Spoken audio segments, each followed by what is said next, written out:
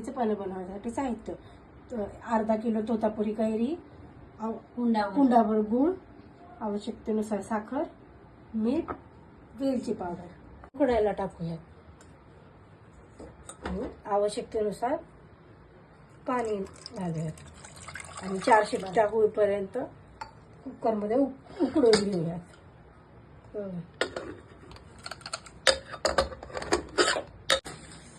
नाही ग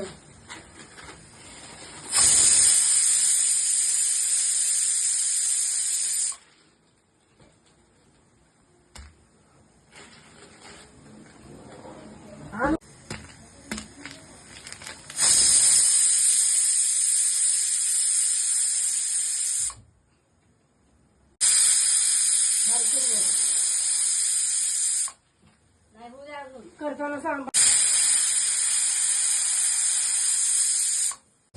5 मिनिटं झालेले आहेत. आता आपण गॅस बंद करूया आणि कैरी, उकळायला ठेवलेली कैरीचा गॅस, कुकर थंड होण्याची वाट बघूया.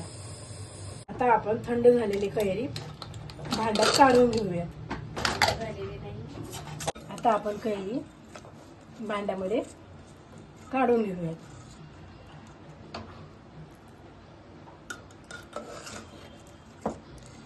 आणि त्यात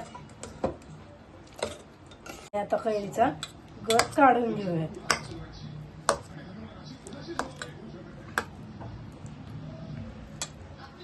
त्यातली पोळी काढून घेऊयात. बाजूला करूया.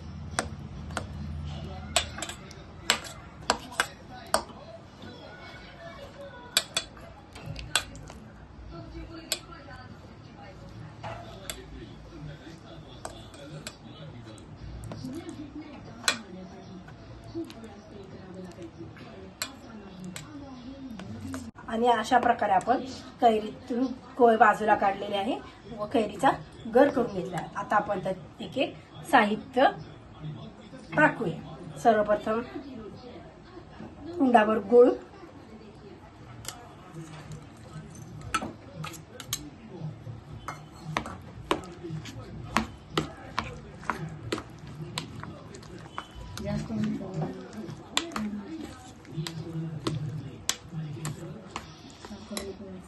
चवीनुसार मीठ, एक चमचा वेलची पूड. आणि आता हे सगळं जिन्नस आपण एकत्र करून घेऊयात. मिक्सरला थोडंसं करून घेऊयात म्हणजे एकजीव होतं.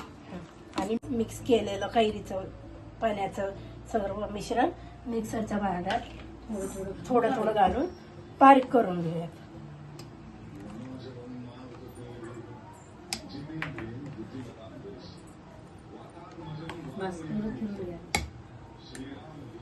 हे बघा, आता अशा प्रकारे एकजीव झालेला आहे आणि छानपैकी बारीक झालेला आहे.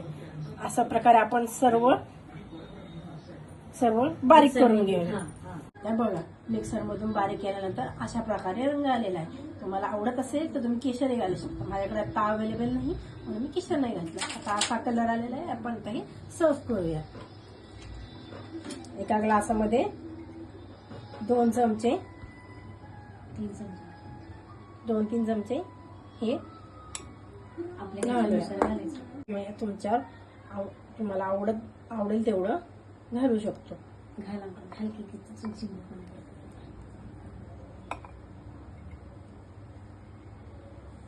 आता त्यात आपण पाणी घालूया.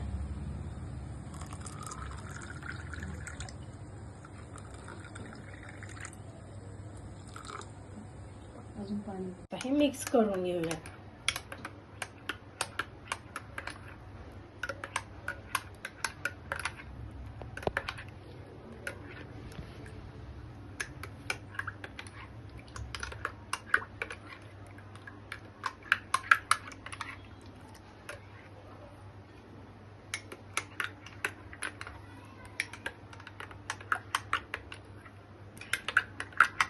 आहे आपलं पन्ह तयार झालेलं आहे. आपण आता ह्याच्यामध्ये बर्फ घालूया. आता हे पिण्यासाठी तयार आहे. तुम्ही हे पण ट्राय करून बघा आणि तुम्हाला कसं वाटलं हे मला नक्की कमेंटमध्ये सांगा. मी तुमच्या रिप्लायची वाट पाहते.